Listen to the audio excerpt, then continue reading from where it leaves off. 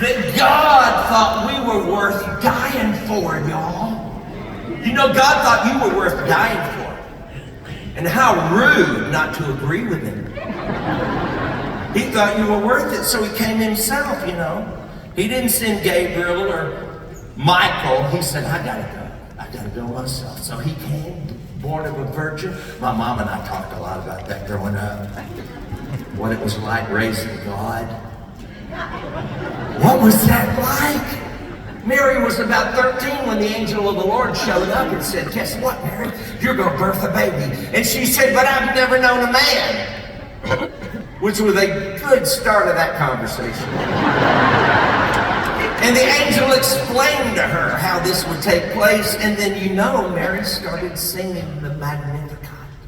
She started worshiping the Lord right then. I was reading that one day thinking, this ain't no time for a concert. You got an angel in the room. Ask him some questions.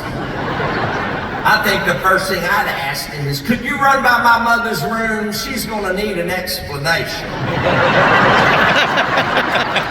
You've already made the trip. One more stop ain't gonna kill you. And then Mary got to watch God grow up. Mary held him for the first time on that first Christmas. And like every mother's done before and since, I'm sure she counted his fingers, counted his toes. And she watched Jehovah nurse at her breast. Y'all, she changed God's diapers. She taught the word of God to speak. I wonder what it was like being his little brothers. Can you imagine following him through school? Well, now when Jesus was in my class, he made straight A's. Well, sure, he wrote the book. Did she ever make him get a haircut? Did she ever say, I can't have anything nice till you boys are grown?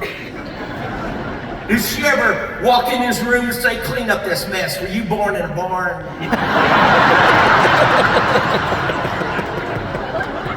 We talked about this my whole life.